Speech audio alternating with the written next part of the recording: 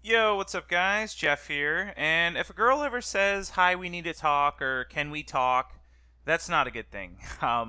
So yeah, just keep that in mind.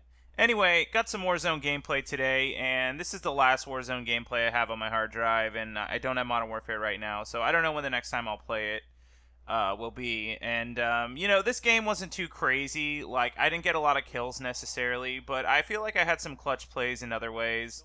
And today I kind of just wanted to talk about the differences between Warzone and Blackout and which I think is better.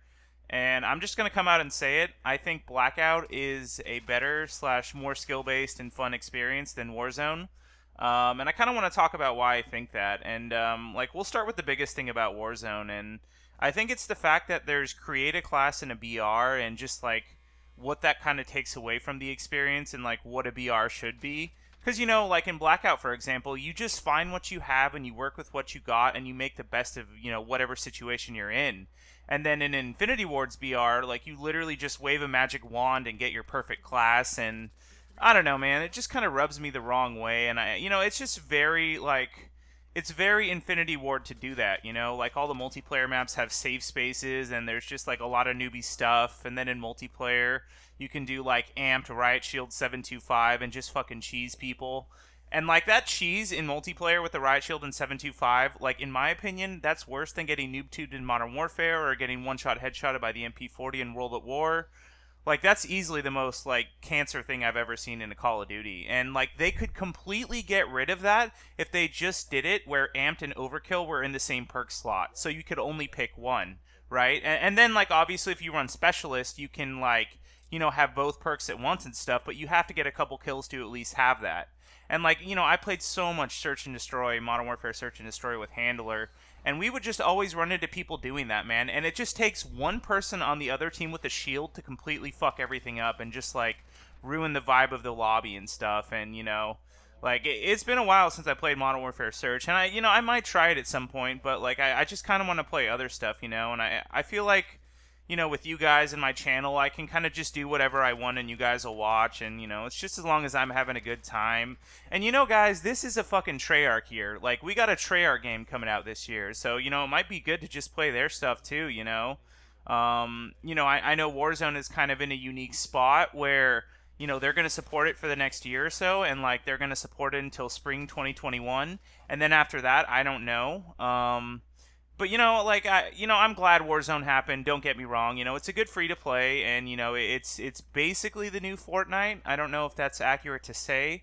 Like the speed at which Fortnite updated, and like, Epic Games got out like 2 or 3 big updates every single week during Fortnite's peak was insane. Like, I can't even begin to imagine how overworked those developers were, and like what they went through and stuff. And like Treyarch and Infinity Ward, their kind of standard is just to get a big update out every 2 weeks, like, when they're on point and they're doing shit for their game. And I think that's like plenty and more than enough. Like, what Epic Games did was just utterly overkill. And nothing lasts forever. And like, overall, I'm glad that Fortnite blew up the way it did, and it probably helped gaming overall, so I can't really complain. But overall, the game is not for me. In my opinion, it was just Minecraft with guns, and like, a lot of kids like the whole building aspect, and kind of like, it's like, it wasn't just shooting people, guys. Like, the whole building thing, that was like a meta, and that was something to get good at and something to master. And kids like to learn, and they love to get better at things, and that's what that whole thing was. Like, I think so many things about that game were genius. And like, I played it casually with friends, and like, when I played with them, I never tried to build or anything.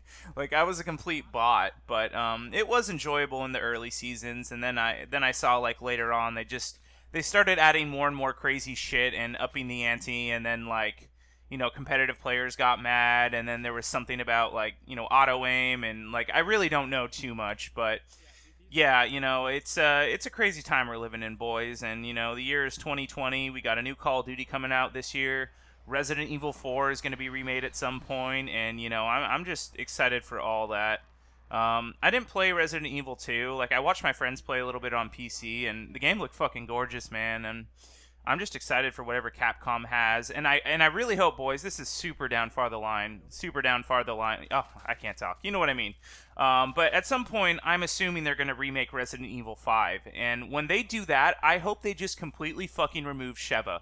Like, if you guys look at the early trailers of Resident Evil 5, there was no Sheva. It was just Chris in fucking Africa killing people. And then some journalist got her feelings hurt and, like, said it was racist, so they had to, like, add Mexican zombies in Africa and, like, add a chick so it didn't seem as racist. And it was so stupid because Resident Evil 5 could have been such a good game.